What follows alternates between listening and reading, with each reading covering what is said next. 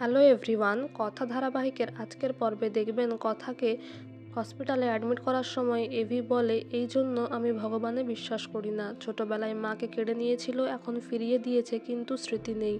আবার তোকে আমার কাছ থেকে কেড়ে নিতে চাইছে। তোকে আমার কাছে ফিরে আসতেই হবে, তোর কিচ্ছু হবে না, তোর সব দায়িত্ব আমি নিচ্ছি। এই বলে সে কথাকে জড়িয়ে ধরে কাঁদতে থাকে।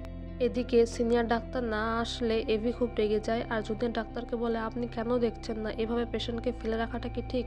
জুনিয়র ডাক্তার বলে, গুলি লেগেছে মানে পুলিশ কেস, পুলিশ না আসা অবধি। তখন প্রত্যয় নিজের কার্ড দেখায়, তারপরে কথাকে ট্রিটমেন্টের জন্য ভেতরে নিয়ে যাওয়া হয়।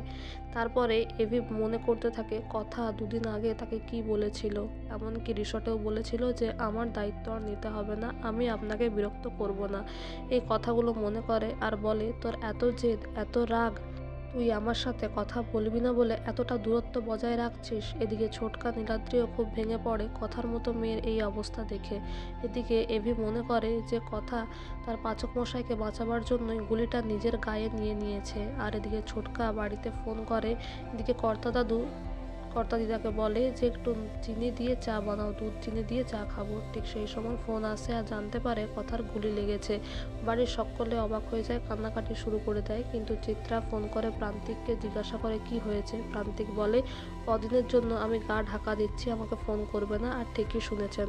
তখন চিত্রা খুবই খুশি হয় যে কথার গুলিটা লেগেছে, কথা তার পথের কাঁটা ছিল, সে সরে গেছে। তারপর চিত্রা বলে, এরপর আমি রাজত্ব করব, আমার কথা মতোই সব কিছু হবে।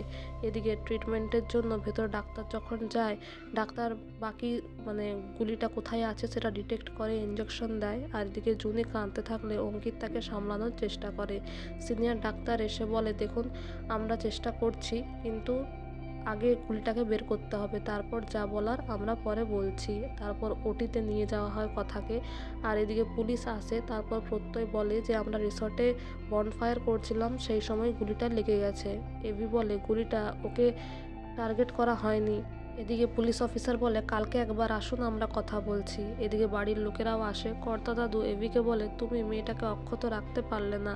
মেজমা এসে নাটক করে যে কথাকে এই অবস্থায় আমরা কি করে দেখব, কিন্তু মনে মনে এভির অবস্থা দেখে হাসে।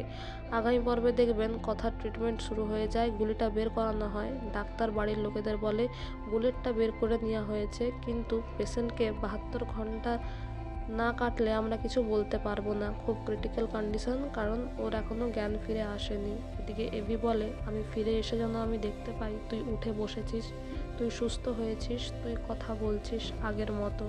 তো বন্ধুরা, এই ছিল আজকের আপডেট। এই ধরনের আরও আপডেট জানতে আমাদের সঙ্গে যুক্ত থাকুন।